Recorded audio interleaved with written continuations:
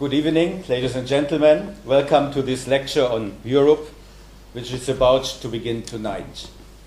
Welcome to our endeavor to start a public debate about Serbia and the European Union. I'm Andreas Poltermann, Director of Heinrich Böll Foundation, Belgrade. Why does Serbia want to become a member of the European Union? The Serbian government and all parties in the Serbian parliament reiterate Serbia's wish to become an EU member almost on a daily basis. And the media in Serbia, they echo this wish as often as politicians express it. But nobody wants to tell us why. Of course, there are reasons to strive for membership and go the arduous way of negotiations, legal amendments, and implementation of agreements that eventually should lead to reforming the Serbian state and the entire country. But they are presented as being without alternative. Look at the map of the Balkans, we are told, and you will realize that Serbia is and will be surrounded by EU members. Look at the charts and figures and you will realize that Serbia is already directing the bulk of its exports to the European Union. But these are facts and no reasons that might convince the public. So the question remains, what does Serbia know about Europe and which direction does she want for Europe to develop? With some rare exceptions, the European Union is absent from the Serbian public. And neither the media in Serbia nor the European Union are making efforts to change this situation. That is particularly regrettable against the backdrop of the efforts other countries and powers are undertaking to raise public attention and to get access to the hearts of the Serbian people. 2 weeks ago, for instance, a new star emerged on the media horizon in the Balkan CNN, the N1 regional TV. A lot of time has passed since the West was trying to reach the democratic forces and cultivate democratic opposition on the other side of the Iron Curtain through media, for example by means of the language newsrooms of the BBC, Deutsche Welle, the Voice of America, Radio Free Europe. After the end of the Cold War, these media gradually retreated from the Balkans. It was believed back then that the old world order is completely over. 25 years later, however, things seem to have changed. We have the Qatari TV Al Jazeera with strong influence in the Middle East and in the Balkans. We have Russia's efforts to get more public appearance by funding the English language channel Russia Today and funding Culture Center in Niš and sponsoring some weekly magazines. We have the United States. As of this week, the Balkan CNN has been launched, the N1 TV station, and N1 broadcasts from 3 centers in former Yugoslavia, Belgrade, Zagreb, and Sarajevo. This is the same axis Al Jazeera uses. It is a strong statement of the return of the US to the Balkans under the new rules of a geopolitical game, the media front. Compared to these efforts, the EU seems even more incapable to adequately join the race for the hearts and minds of strategically important regions, such as the post-Soviet space and the Balkans. The EU runs the Euronews TV station, which is in English, but it can hardly be described as being influential. The media environment in the Balkans, but also in many other former totalitarian states, is strongly dependent on oligarchic or political interests or a combination of both. The Union quite recently began to realize this problem. Last year, for the first time, the European Commission paid serious attention to the media situation in the progress reports of the candidate countries, mostly because the situation had already reached critical levels, rendering impossible the creation of sustainable democracy and, most of all, a European system of values. The latter, although unofficially, is a precondition for EU membership. In this year's progress report on Serbia, the European Commission points out that there is a deterioration of the conditions for the freedom of expression. Part of this problem is the Union's absence as a topic in the Serbian public. When it comes to the EU, it is mainly about the EU funds. It is about negotiation chapters, good or bad reports, sanctions to be imposed on Russia, and nothing else that could help people understand what kind of organization the country is striving to access. On the other hand, the presence of the Russian point of view is very strong. Serbia's government pretends to be in a somewhat neutral position. It is wavering between Russia and the West and wants to follow the recipe that had worked best in the past, namely Tito's non-alignment. The European Union should consider whether to run a strong television station to enhance its foreign policy weight and to win the battle for the strategically important regions and to win the hearts of the people that eventually want to become European citizens. I think the Union should indeed start this kind of endeavor, but it should do it differently on its own way. The EU should not strive to run media as a propaganda machine. The EU is a success story of overcoming centuries of war, imperialisms and totalitarianisms. The EU is bound to the heritage of the European Enlightenment, to the universality of human rights and fundamental freedoms, the freedom of expression and the freedom of critique, the separation of the state from the churches. By its demotion to democracy, which is a representation of European peoples, not just one European people, the European Union is bound to the plurality of its cultural heritages and national traditions. That is the strength of Europe as a soft power with its ambition to attract and co-opt rather than coerce or use force or give money as a means of persuasion. And here we come to what Heinrich Böll Foundation Belgrade is starting tonight with its lectures on Europe. We are deeply convinced that Serbia is in urgent need of a public debate about what Europe might mean and what Serbia can contribute to Europe. And we would like to encourage free and fair critique of the shortcomings of EU policies and the dominance of some major nations over the rest of the EU members in order to develop a more stable European Union that is rooted in truly democratic European citizens that pay respect to European diversity. This is why tonight the Heinrich Böll Foundation Belgrade is starting a series of lectures on Europe, which will by no means be apologetic, but truly critical and in this sense European. For this reason, we have invited one of Germany's and Europe's leading European optimists when it comes to the open process of Europeanization, as well as a prominent critic of the current shortcomings of EU policies to open this series of lectures. And we are very happy that Professor Ulrich Beck has accepted our invitation.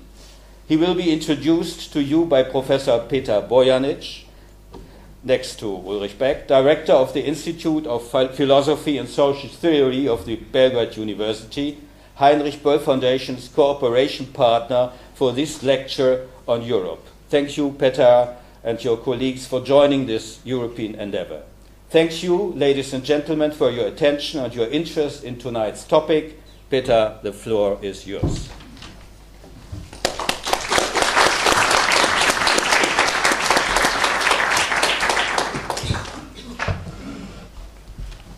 Dobroveče.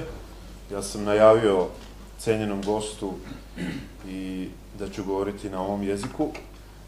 Želim da vam se pre svega zahvalim što ste ovde u ime Instituta za filozofiju i društvenu teoriju i pre svega u ime grupe za studije angažovanosti koja je pre svega angažovana i glavni organizator ovog susreta i seminara koji su bili danas u Kulturnom centru Beograda. Dozvolite mi samo nekoliko minuta da predstavim našeg cenjenog gosta i da pročitam jedan kraći, kako da kažem, mali tekst koji je spremila Ana Birešev i koji bi možda bio dobar uvod u ovo predavanje. Ulrich Beck je jedan od najvećih sociologa današnjice. Svojom idejom o rizičnom društvu obeležio je društvenu teoriju krajem prošlog veka. Kroz nju je predstavio industrijsko društvo koje se urušava pod teretom sporednih efekata koje je proizveo njegov tehnoekonomski razvoj, zagađivanje, ugrožavanje biljnih i životinskih vrsta, radijacije itd., postajući od društva koje raspodeljuje dobro društvo koje raspodeljuje rizike. Razvojne tendencije na početku novog veka podstakle su dalju razradu ove ideje u pravcu teorije svetskog rizičnog društva, kojem je Beck predstavio konture društva koje je insceniranjem svetskih rizika, ekološke krize, globalnih finansijskih rizika i opasnosti od terorizma, te promišljanjem i preduzimanjem određenih koraka nastoji da predupreti anticipirane katastrofe. Uporedo sa izgradnjom opšte velike teorije društva, teče Beckovo bavljenje procesom evropeizacije i mogućnošću izgradnje kosmopolitske Evrope. Beck spada u oštre kritičare politike Angele Merkel u odnosu prema Evropskoj uniji, što je i centralna tema njegove knjige Nemačka Evropa iz 2012. Tvorac je pojma merkijavelizam, kojim je želeo da istakne srodnost Makijavelijeve političke vizije izložena u njegovom čuvenom spisu Vladalac i strategijama na kojima kancelarka Merkel danas gradi politiku Nemačke u odnosu prema EU. Svestan činjenice da su finansijska kriza i anticipacija sloma evropske tvorevine proizveli novu konstelaciju odnosa moći u kojoj se Nemačka pojavila kao vodeća sila i učiteljica Evrope, otud Nemačka Evropa, Beck upozorava na to da bi se procesi integracije i saradnje unutar Evrope dalje mogli kretati ili u pravcu ravnopravnog učešća, to jest reciprociteta, ili u pravcu hijerarhijske zavisnosti i sasvim izgledno hegemonije Nemačke u odnosu na ostale države članice.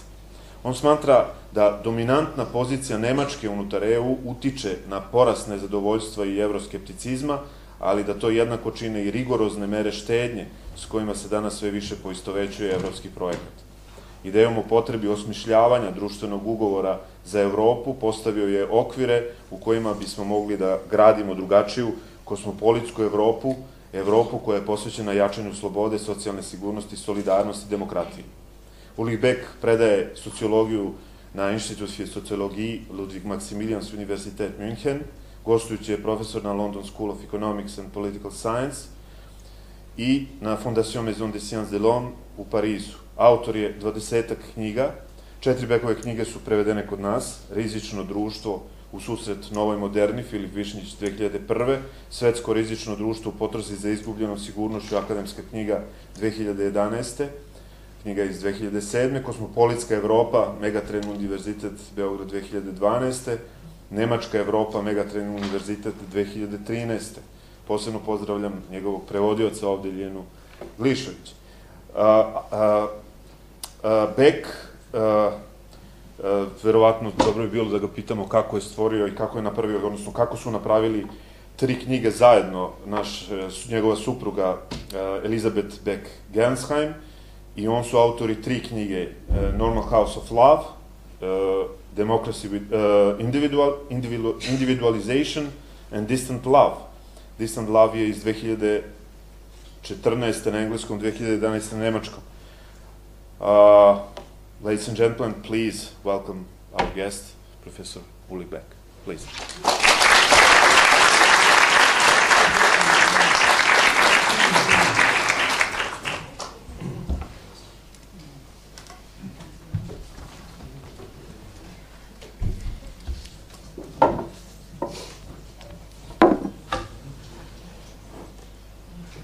Good evening. Thank you very much for your attention. Thank you very much for the introduction. I didn't understand a word, but I think it was a powerful presentation. Thank you for your very exciting introduction to the whole topic. Well, first of all, here's some free seats. Please take a seat. Please. No, you can just take a seat. Okay?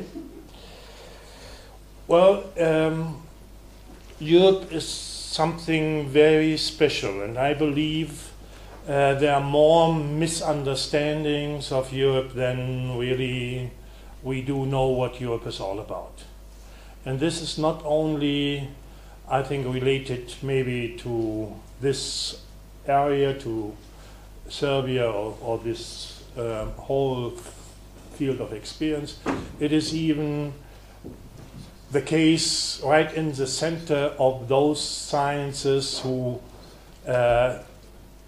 think about Europe, make research about Europe, and therefore Europe is a very complicated issue, and I try to introduce the way I see it. Europe is one thing for sure, it is a moving target. Another change in priority and topic is taking place as we speak. The themes of the Euro crisis are receding into the background, and the spotlight is turning to the themes of the political crisis. At the present history moment, the defining issue in European politics is no longer the EU bailout policy, but instead the confrontation with the nuclear-armed Russia, and of course the problems and the moments of decision actually in this area. So let's start with a very simple question: what exactly is Europe about? First thesis: Europe is not a fixed condition. Europe is not a territorial unit. Europe is not a state. Europe is not a nation. Europe is not an international organization. Europe is not. What is it? Europe is a process. Europe is a process of basic change of nation states under the conditions of a specific vision. But this vision isn't completely clear either. So it is an ongoing process of transformation, and I'm using for this the term of metamorphosis.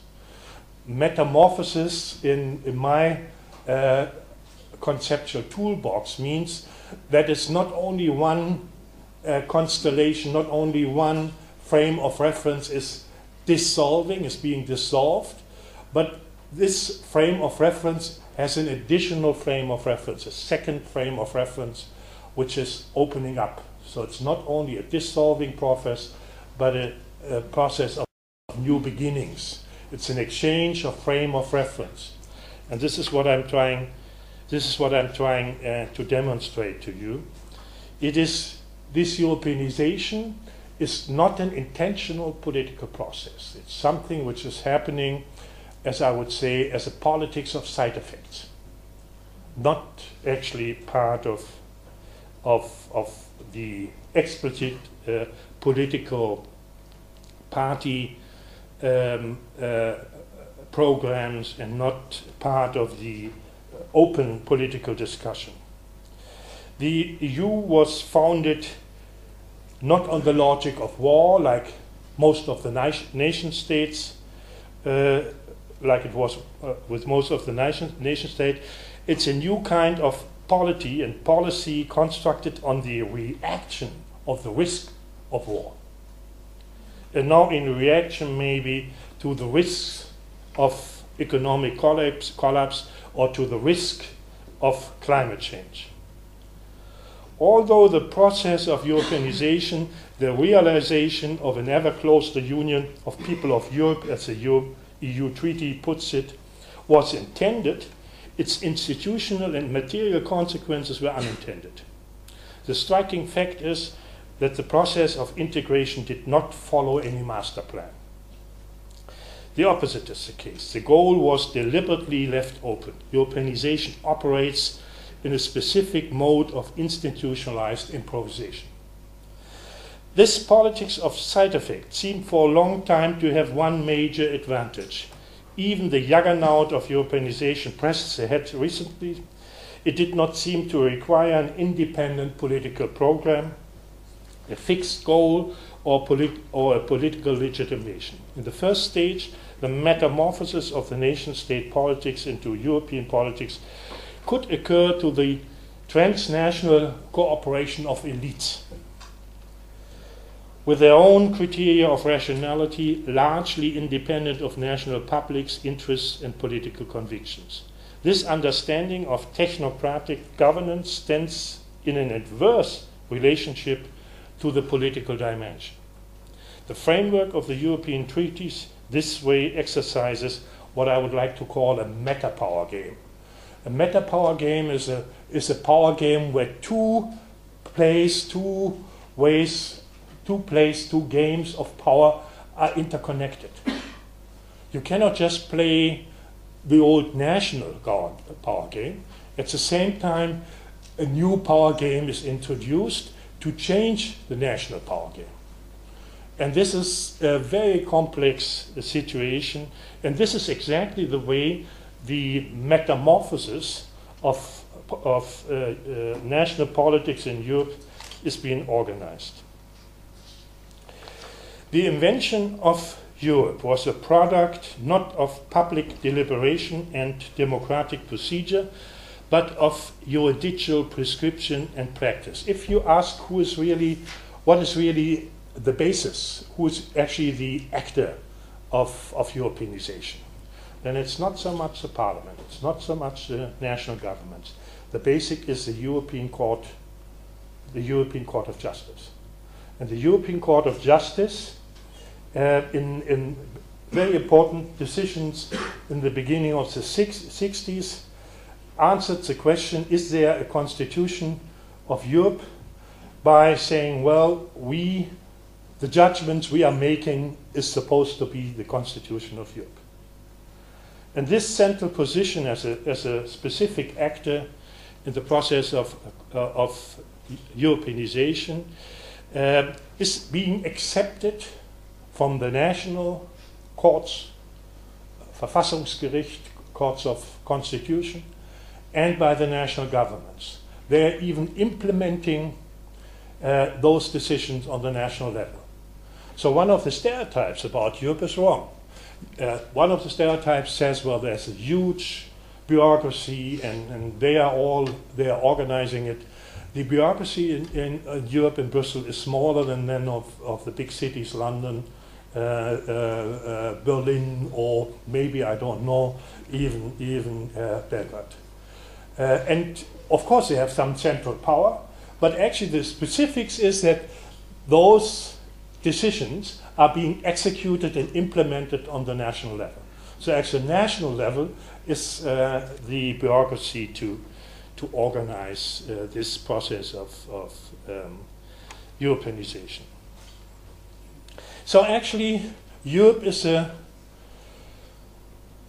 praxis of law without a theory, without a political theory. It comes from a practice mainly. And I think this is one of the problems, because social scientists really don't really know what to look at and how to study this process. As I said, the two games of power cannot be separated anymore. They're intermeshed, and you can see this in the decision-making process, for example, in relation to, on the one side, the euro crisis, and on the other side, the problems which come up with this crisis. In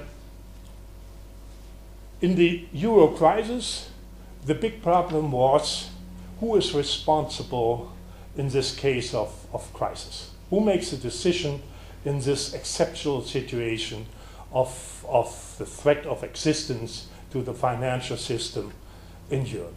Normally you have the nation state who is responsible. And this is actually the main address in all economic models as well.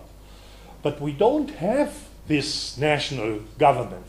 And we maybe will never have a national government like we do have it in the national context on the European level. So the question came up, who is responsible? And this was actually the main issue. Lots of people, lots of countries are in a much worse situation than Europe was. And in this situation, none of the governments, not the German government, not the French government, no other government said, we are taking care. We are the responsible actor. The European Central Bank said, we are the ones who are going to be responsible. It was Draghi who introduced, actually, you could say, a Notstandverfassung des Finanzsystems, something of an emergency constitution for the euro, going beyond its actually legal ability to act. And again, this has been accepted by the nation-state actors as a basic move in this situation. And then you know, here again, the empowerment of a European institution, the bank, the central bank, became a move towards metamorphosis of Europe. But against this move, for example, in Germany, a lot of people said, well, we don't accept this, and we asked unser Verfassungsgericht, the court of institution, to decide that actually the European banking system, the European bank, has to keep its own limits. And then the German Verfassungsgericht decided themselves again that they are not the ones to decide this problem, and they gave it to the European court system. It's still open how to work, but they put something special to this idea. They said, please, European court, make a decision which has the implication that the European Central Bank is noticing its limits. And if you don't do this, we, the German Court of Institution, will not follow your decision, will not accept your decision. So here again you see how the different actors of the Europeanization are acting in a conflict. On the one hand, of course, the metamorphosis of Europeanization means that the national institutions lose power. And even the national courts lose power, which are so important drivers in Germany, but in all other countries after the Second World War.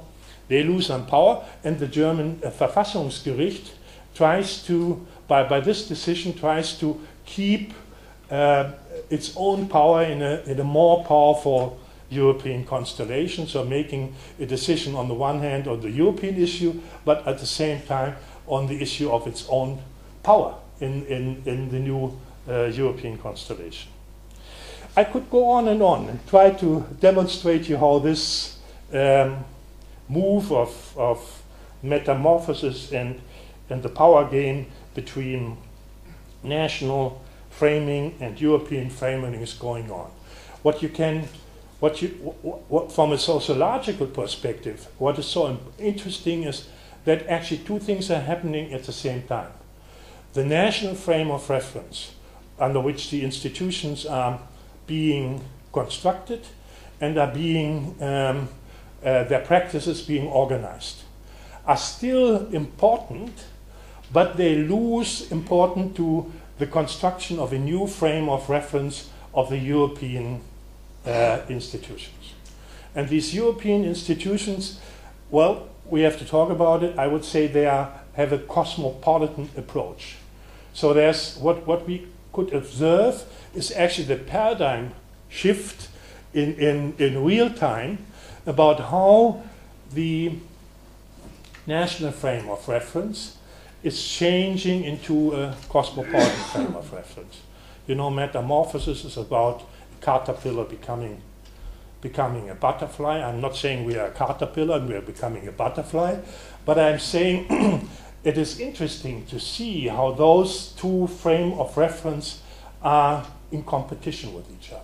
And if you want to think about how historically this perspective can be executed, however the national frame of reference can be substituted or can be put in competition by a cosmopolitan frame of reference, it is not easy to find another way to look at it.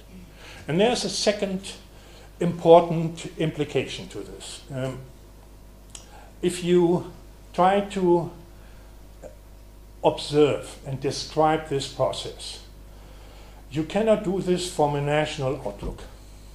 If you look at Europe from a national outlook, you just don't see this.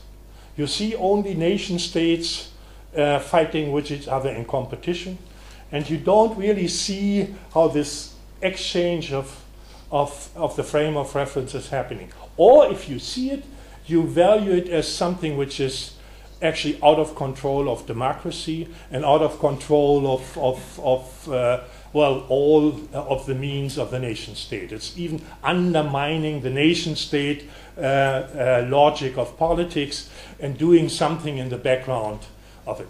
But if you see it from a cosmopolitan point of view, if you see that actually there are two power games going on at the same time, and even all the time we are talking about anti-European movements, at the same time there's a new kind of European reality and European outlook coming up. Let me give you a last example for this. You remember the elections last May. And I don't know how it was here, but in the European countries, the main discussion was about anti-European movements in Great Britain, in France, in Germany as well, but all over there was a threat, or it was perceived as an important event for anti-European movements to become part of the European reality. First of all, it's interesting to notice that those anti-European movements tried to get a seat in the European Parliament. If they would have not been part of the European Parliament, they would know they didn't have any relevance for the European public. So actually, Europe is even empowering its own criticism. I think this is quite an interesting point of view. But this is not the whole story. For the first time in the history of European elections, there was a candidate for the presidency of the Commission.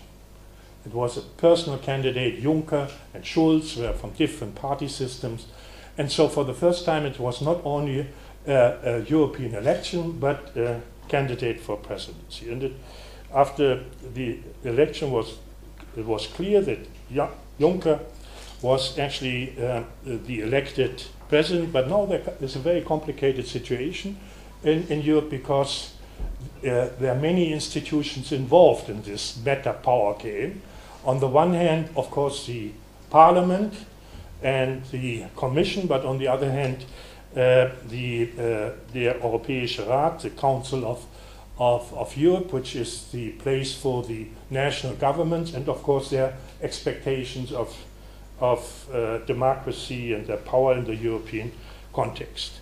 So in the moment after the election, two visions, two models of democracy collided. The Council of Europe, the national leader, the national leader of the governments, didn't want, or some of them didn't want Juncker to become president. Especially the British Prime Minister opposed to it. And now what is going to happen? The alternative was that some candidate which was not elected, which was just nominated, should become president of the Commission. And of course this was a real moment of conflict, because then the whole idea of European democracy would have been put into crisis if you have an election of a president and then the leader of the government say, well, we don't accept this, we want another one. And of course, the British perspective on Europe is that the European election is not really a democratic election. They only see their national elections as the basis for a democracy decision. So actually two models of democracy came up, and Merkel was in between some time, but finally she decided to take the position of Juncker, and then Juncker has been elected. So as a consequence of this, again, as a side effect of all this, a new power constellation in the European institutions came up. The Council of Europe, actually the power center for the national government, has been lost some power, and the Parliament and the Commission has won some power. So nobody's really talking about it, but there is a more democratic and more powerful Europe coming out of this election against all the resistance. So here again you have this process of side effects and metamorphosis. I'm not trying to say that this is an ongoing process. I think there could be, Europe could break down. There could be an end of Europeanization. I'm not saying this is something which is automatically happen, but this is the way Europe has been produced so far. One of the consequences of this is that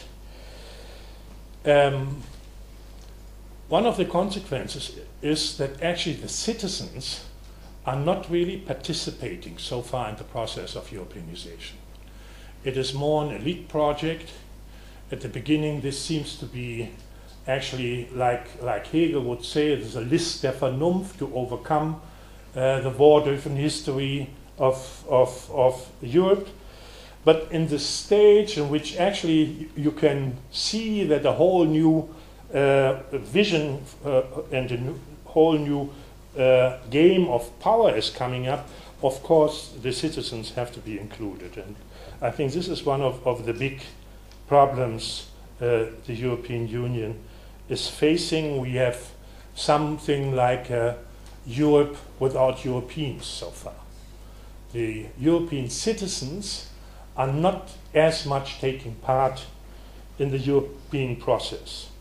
And one of the big issues how this gap can be closed. But it has to be, you have to be careful in what this really means. But in the same time, our empirical research of my own institute give you a quite interesting ambivalent picture to this issue.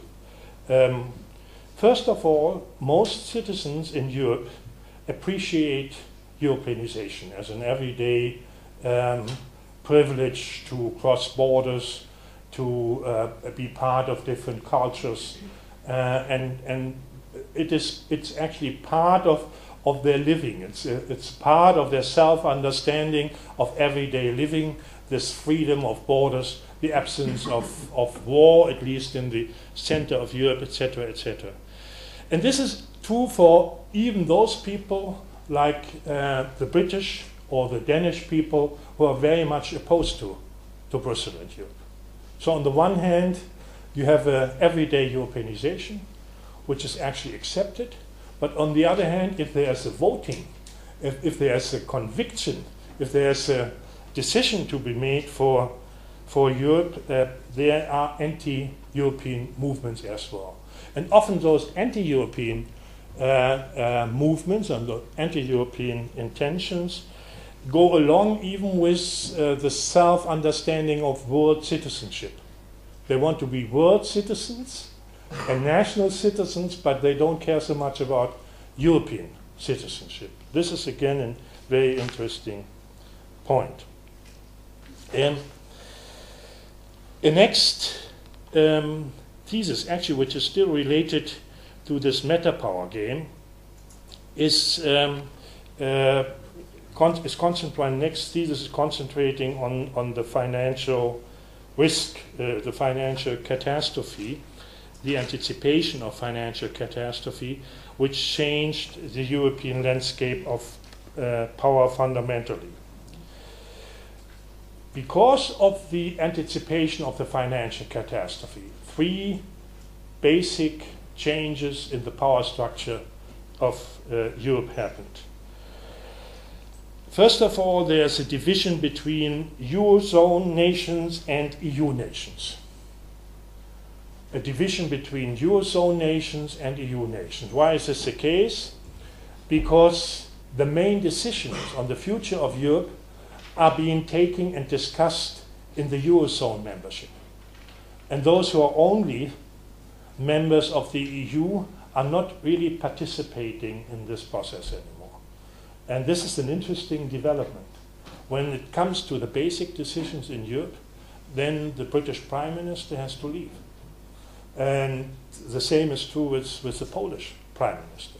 It's quite embarrassing for Europe, but this is the situation because the center of power now and the center of decision making is the Eurozone membership. The second basic shift is between the creditor and the debtor nations. In this situation, of course, a dramatic gulf has opened up at the epicenter of the crisis. Ridden states of the Eurozone, in particular between those countries that are on the trip provided by the rescue funds and those countries that are financing the bailout.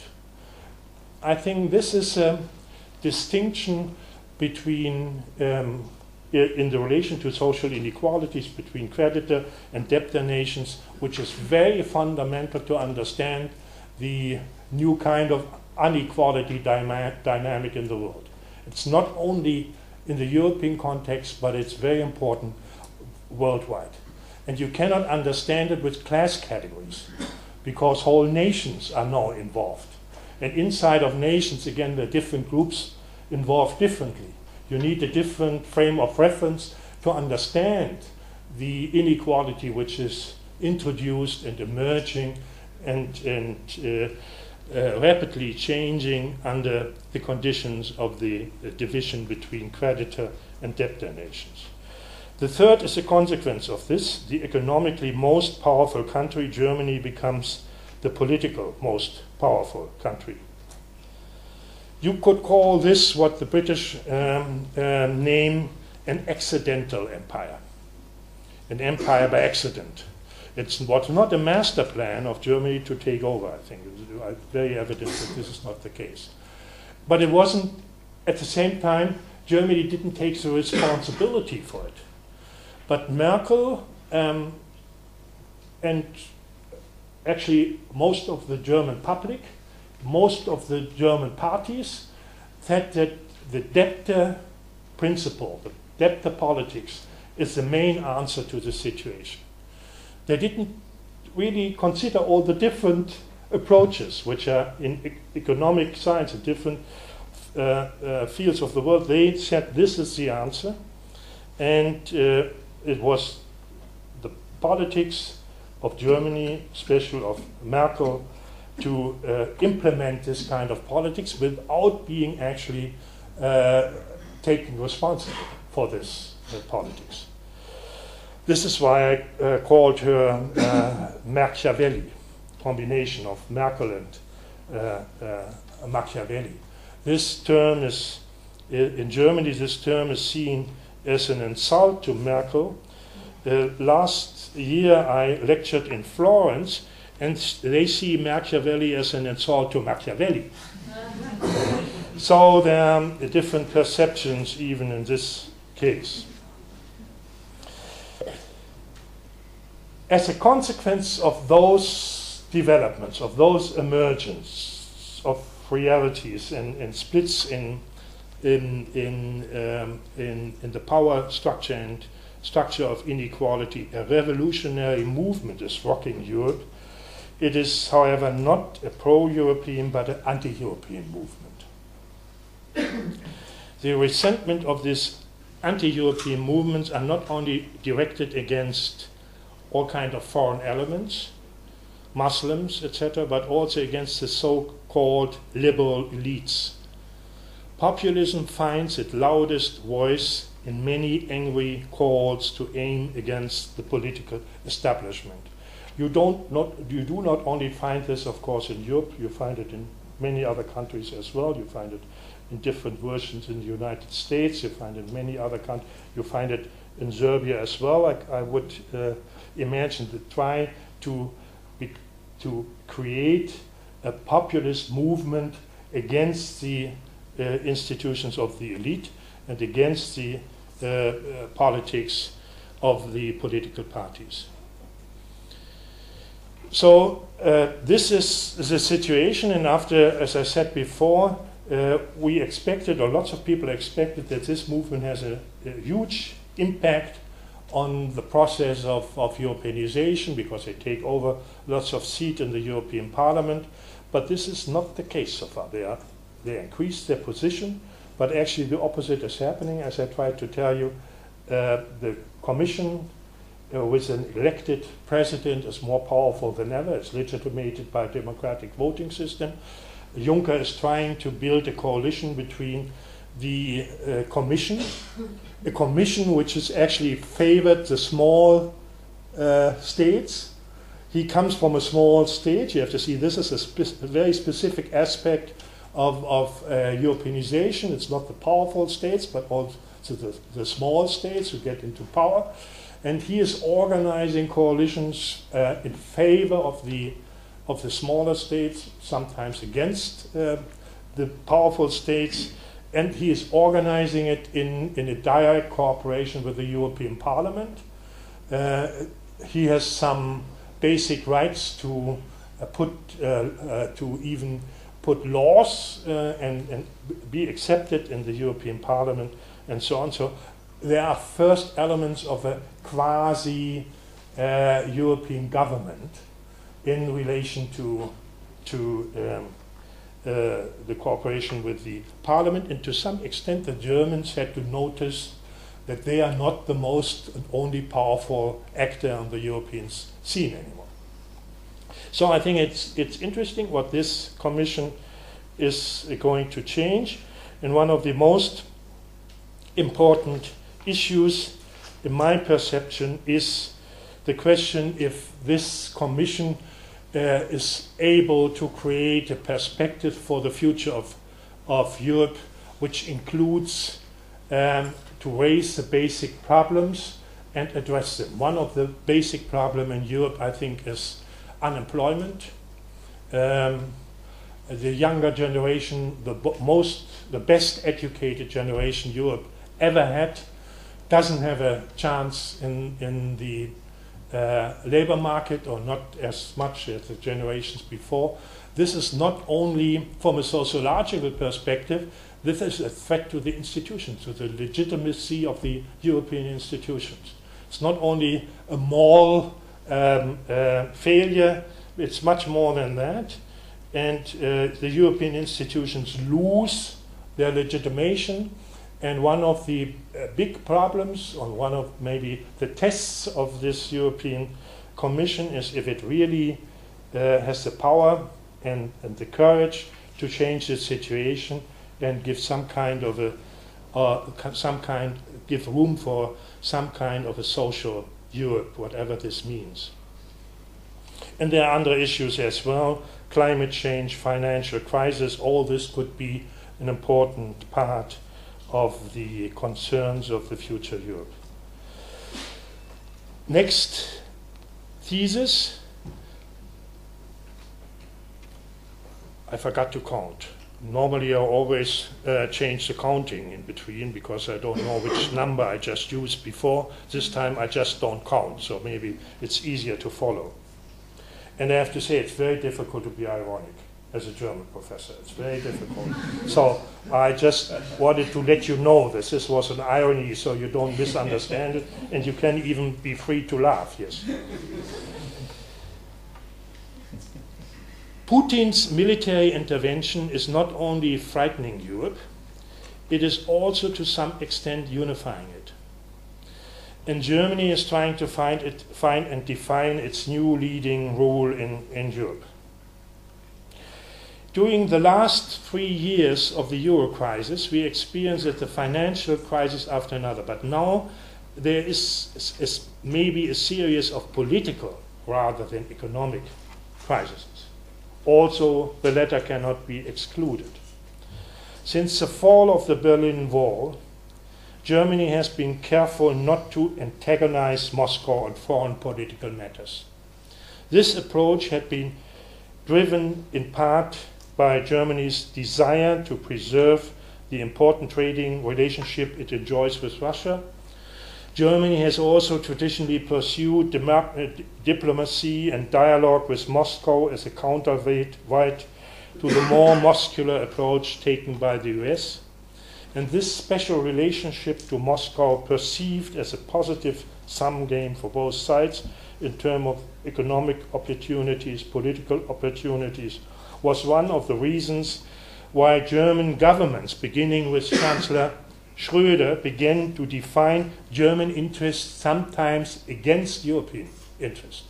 There was a discussion if Germany, as a powerful actor is now not only connected to Europe, but maybe connected to Russia and maybe connected to China as well as it is to the US.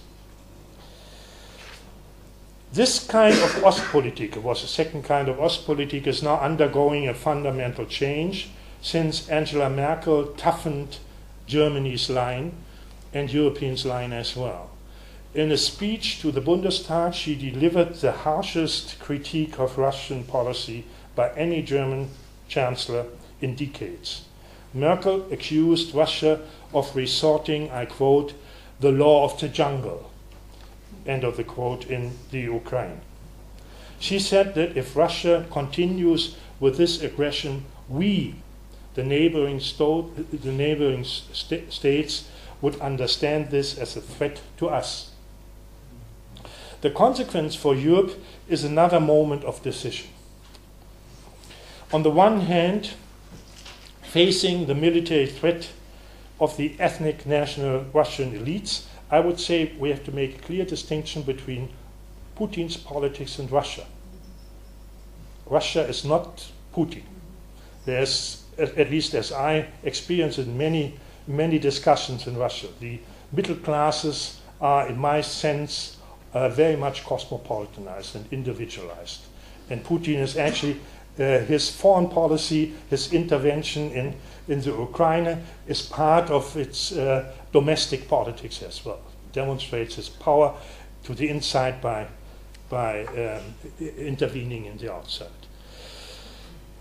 So we have to make it is not so clear actually what actors and countries and the policy really means. There are different fractions, and this is one of the issues of a cosmopolitanized world. Facing the military threat of the ethnic national Russian elites, the cosmopolitan self-understanding of European nations is emerging. On the other hand, the post-communist members, the would-be members, the neighbors of the European Union will have to decide which side they take in this conflict of national self-understanding.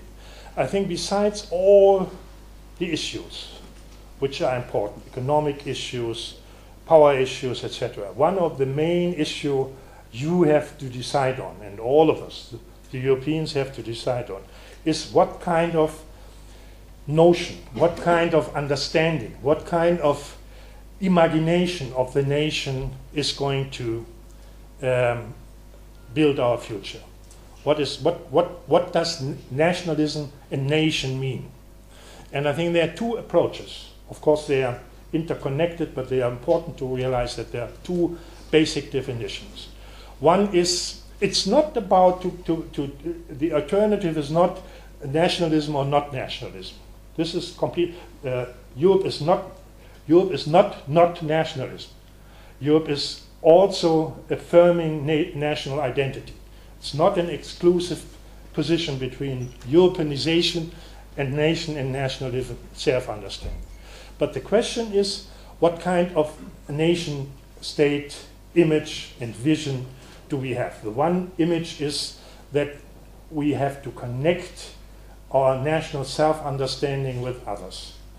And the connection of the self-understanding is not decreasing our autonomy, but is increasing our sovereignty. Because only in the cooperation with others and in the acknowledgement of the others, the national identity can be preserved in the future. At least this is what I would call the cosmopolitan realism behind the European institutions, which means again that actually in order to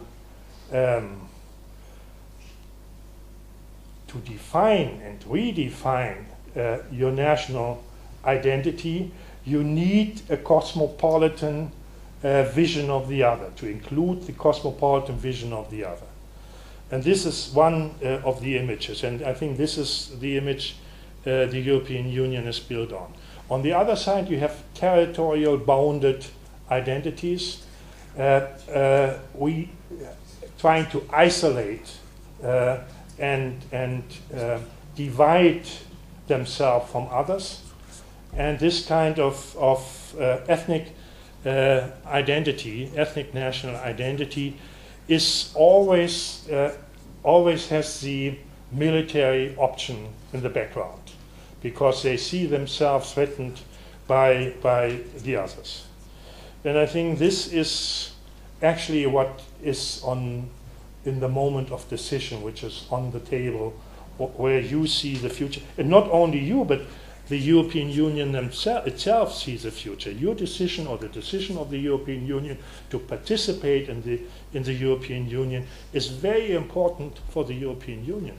But if you don't do this, whatever reasons you may have, then the European Union in all its dimensions is threatened, because it's not easy to think of a European Union which doesn't include this region and doesn't include the plurality and the histories of this region as a part of the European endeavor.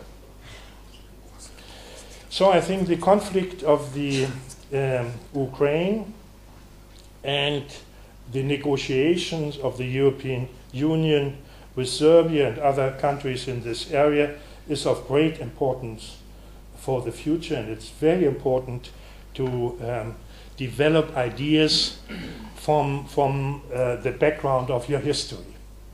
It is not the membership of the European Union is part of a specific program the European Union is actually asking you to fulfill, and this is an important part. But at the same time, it's not a one-way street. You could articulate your own perspective on Europe, and I think you should take the chance to do this, to articulate it from your specific historical dimension. Maybe even you could have a regional perspective as part of the European Union, and this would make quite a difference in the concept of voices. And since Europe is in a crisis, it's open for change. It is open for change, for a change which actually takes the values of the European Union seriously, but sees them from different perspectives. So there's internal and external to the EU a conflict of two notions of nationhoods between the ethnic nation and the cosmopolitan nation. The first is based, you could say, on the Declaration of Independence, the old notion of nationhood. The second is based on the Declaration of Interdependence. Interdependence as actually the basis for the sovereignty and identity in specific context. Isn't this cosmopolitan nation a deeply unrealistic project? Why should the nation state accept European cosmopolitization, or what amounts to the same thing, renounce a substantial portion of their power and sovereignty? My response to these questions is the theory of cosmopolitan realism. The basic argument is about metamorphosis again. In the past, the members of the state of the European Union did not renounce power for idealistic reasons, but for reasons of their own national interest. Thus, they acted on purely realistic motives, through in a knowledge that they realize their interest in a particular way, namely by recognizing the legitimate interest of others and integrating them into their own rational calculations. In this way, it was possible to achieve both national and European goals at the same time. The political premium generated by these cooperative norms made winners of both sides, the states and Europe. This does not mean that such a harmony of interests is always possible, of course not. Our national goals always coincide with European goals, as a matter of course. It maintains that the past European unification was less a product of idealistic enthusiasm than a result of rational calculation of interest. And I think this is what has to be done in this context as well. Do I still have time? No. Then we just stop here. Thank you for your attention.